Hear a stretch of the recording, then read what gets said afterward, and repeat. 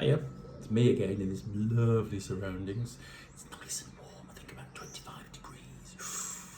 Suit me, sir. This is chapter 10 from A Brush with Paradise, Return to Base. There was a knock on the door. Someone with a deep booming voice said, "Your lift is waiting." Lizzie opened her eyes and looked at me. "Oh, it's you." "Oh, good morning to you too," I replied, a little hurt. "You know, sweetie, I'll never learn." Lizzie glanced at the mirror and messed with her hair. "Voila, that'll do. We'll shower later." Lizzie opened the door and was confronted with a man who filled the doorway. "Hi, Kingston, how's the family?" Lizzie was all bubbly and friendly again. Kingston was a giant of a man. He grinned and replied, "All good, missy. My ribbon had twin girls last week. I think we need to stop now. That makes it 7 girls in a row." He sort of smiled, or more likely grimaced. I felt for him.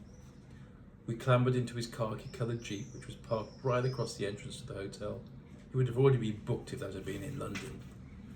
It reminded me of the time when I delivered 2 superb commissioned bronze sculptures to a renowned London hotel. It had an off-road private driveway and a uniformed porter, who wore a top hat, had told me where to stop and unload. I'd left the rear door open to show that I was unloading, and I'd just walked approximately 100 metres towards the revolving doors carrying one of the heavy bronze pieces when a bloody traffic warden walked up to my Volvo estate and began writing out a ticket. I heard the porter shout something to him, and on my return to pick up the second bronze, saw the bloody parking ticket on my windscreen.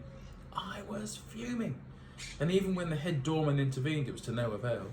Little bastard said he was only doing his job and walked off. The result was I had to challenge the fine in writing, aided by an assistance of a letter-headed statement from the hotel. Luckily, I won the appeal. There was no fine, no apology, or even a "don't do it again." The traffic warden was still in view, and I ran up to him to challenge what he'd done. He stated in an offish manner that I was not allowed to park and unloading was only for commercial vans.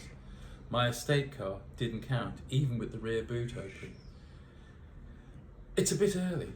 Do you want to go anywhere else before we go to the airport?" said Kingston. "No thanks. To the plane will do." "Has everything been sorted?" Lizzie showed a little concern. "All A-OK. Ready and waiting, Miss Lizzie." "I thought that CK was taking us to the airport," I asked. Kingston ignored me as he turned the ignition key and we set off at the most sensible pace, which was a refreshing delight. I told him about my parking experience in London. He glanced in the rear-view mirror and nodded.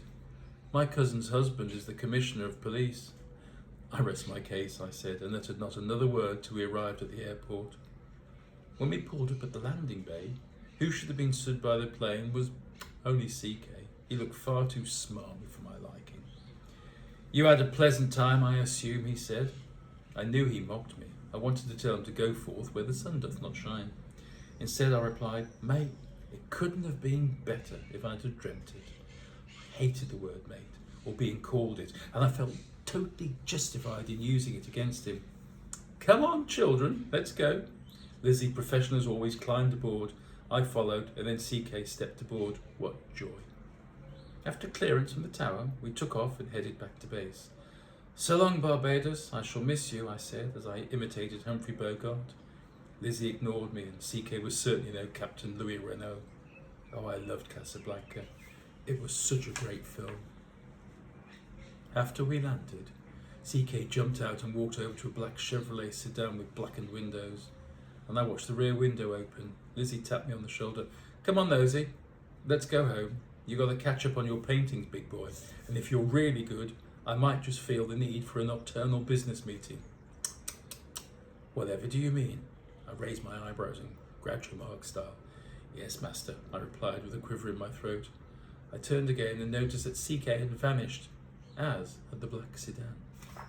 End of chapter 10. Brush with Paradise. Signing off. Lee Benson. Ta-ra. Leave me some comments.